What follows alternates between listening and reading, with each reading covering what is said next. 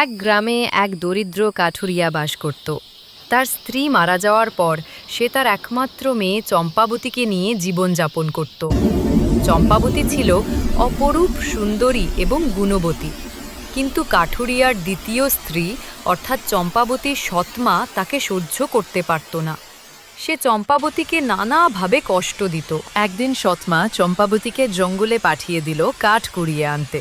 জঙ্গলে গিয়ে চম্পাবতী হারিয়ে গেল এবং একটি পুরনো মন্দিরে আশ্রয় নিল।